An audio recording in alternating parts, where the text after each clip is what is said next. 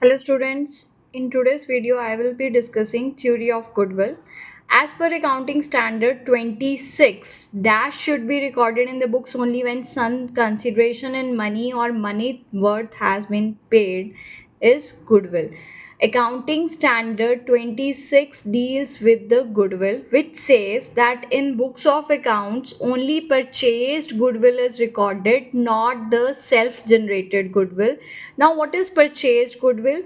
Purchased goodwill means when business is purchased, along with the business, there is some extra amount paid by the buyer, that is known as a goodwill.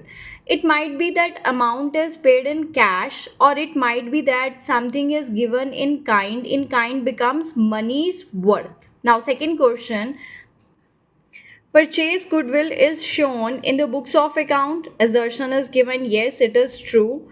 Reason, being an intangible asset, goodwill should be recorded if some money or money's worth is paid. Yes, it is also the correct reason for the assertion that only purchase goodwill is shown in the books of account because some money is paid for it or something in kind is given for it. Now, the third question is there, goodwill can be purchased or sold with the entire business. As goodwill is intangible asset, it cannot be sold or purchased separately like other assets, right? If you are selling furniture, then in that very case, you are not selling the business. But when you are selling the business, only then goodwill is also sold or purchased by somebody else. So these both assertion and reasoning is correct. Which goodwill is calculated at the reconstitution of partnership? Reconstitution of partnership means change in profit sharing ratio, admission, retirement, or death. So, which goodwill is calculated at that time is known as the self generated goodwill. Okay, from this it is clear that self generated goodwill is the calculated value, whereas purchased goodwill is the paid value. Now, goodwill exists only when your profits need to be positive. Okay, average profits are negative, it means you are not earning good, so no goodwill. If average profits are is equals to the normal profits expected, again you are not earning extra, that means no goodwill. If super profits are negative, again there is no goodwill. The goodwill exists only when AP is greater than 0 and positive, and SP is also positive. So D answer is correct.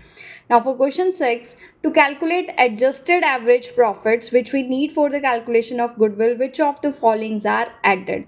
So, non recurring income, the incomes which are non recurring means which are not generated every year, like profit on sale of asset.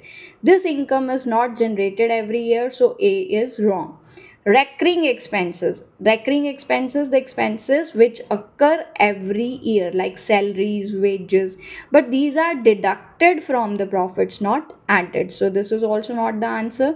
Non-recurring expenses mean expenses which does not occur every year, like loss on the sale of the asset is there, or something like you have paid voluntary retirement compensation. These kind of expenses don't occur every year, so this can't be added.